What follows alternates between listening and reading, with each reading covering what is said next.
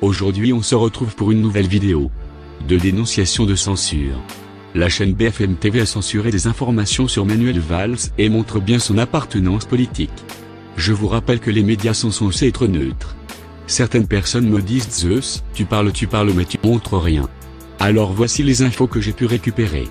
J'ai tout regroupé sous forme de lettres que j'ai envoyées à mes confrères.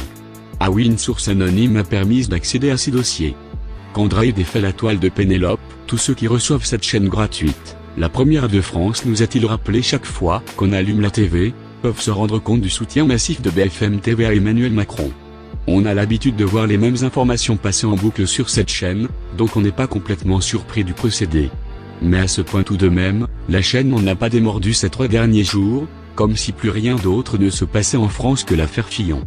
Quand on y regarde de près, on a en droit de se poser quand même quelques questions sur la machine médiatique qui a décidé, lourdement, d'installer hier le jeune Macron dans le fauteuil du sauveur de la République et de tout faire aujourd'hui pour le positionner à la sortie du premier tour derrière Marine de telle sorte qu'au second tour le fameux mur de verre le propulse sur la première marche. Les fins observateurs se souviennent de cette information passée inaperçue début octobre 2016. Patrick Drahi, homme d'affaires sulfureux, surendetté et très influent, pèse de tout son poids dans la campagne du jeune Macron et délègue auprès de lui l'un de ses meilleurs colonels, Bernard Mourad. Mais qui est donc ce Bernard? Auparavant directeur général de Morgan Stanley à Paris, Bernard Mourad s'est fait connaître pour avoir épaulé Patrick Drahi sur ses deals dans les télécoms, notamment le rachat de SFR, en 2014.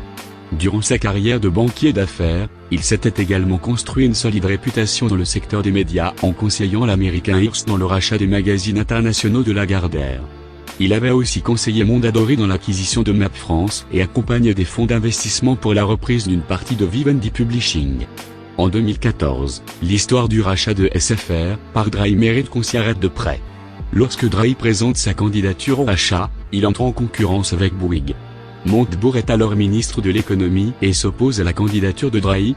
Numéricable a une holding au Luxembourg, son entreprise est cotée à la bourse d'Amsterdam, sa participation personnelle est à Guernesey dans un paradis fiscal de Sa Majesté la Reine d'Angleterre, et lui-même est résident suisse.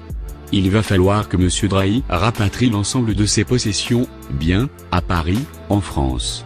Nous avons des questions fiscales à lui poser, disait à l'époque Montebourg. Nous sommes alors en mars 2014. À la rentrée 2014, Montebourg est viré du gouvernement. Et puis Macron lui succède. Et puis BFM TV nous apprend que Macron vient d'autoriser discrètement le rachat de SFR par Drahi. Le 28 octobre 2014, le ministre de l'économie a discrètement donné son feu vert à l'opération. Ce feu vert était nécessaire suite au décret sur les investissements étrangers, signé le 14 mai 2014, par Arnaud Montebourg justement. Ce décret soumet à l'approbation de Bercy, tout rachat dans les télécoms. Après avoir racheté SFR en 2014, Drahi a acheté en 2015 Nextradio, propriétaire de BFM TV. L'ensemble, appelé Altis Media, est fusionné par Mourad avec SFR en 2016.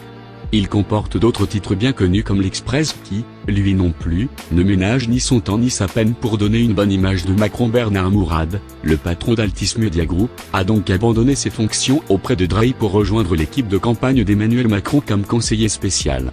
Son arrivée a permis de structurer le mouvement En Marche, lancé en avril 2016 par Emmanuel Macron, pour le transformer en véritable parti politique. Bernard Mourad a été plus spécifiquement en charge des questions et relations avec les sphères économiques. Cet ancien banquier d'affaires devrait également apporter une aide précieuse, grâce à ses réseaux, dans la recherche de financement pour la campagne présidentielle. Macron est aujourd'hui bien placé pour expliquer qu'il est contre le système et qu'il veut rompre avec lui. Amis en nom? Un patron de presse qui soutient massivement un candidat à la présidentielle, l'affaire Pénélope, un détail de l'histoire vous dis-je. D'autres ont repris le tissage de la toile, mais d'une autre toile évidemment. Et devinez qui est l'araignée, qui va dévorer notre République. Bref, vous l'aurez compris, la chaîne de BFM TV est à 100% pour Macron car plusieurs transactions et autres se sont faites entre le politicien et la chaîne soi-disant publique. Les grosses transactions et autres fautes faites par Manuel quand il était ministre seront publiées. Ce sera sous forme d'un épisode 2. Voilà, j'espère que cette vidéo vous aura plu. Les infos sur Vladimir alias Fantôme alias Alexis vivant en France seront bientôt livrées.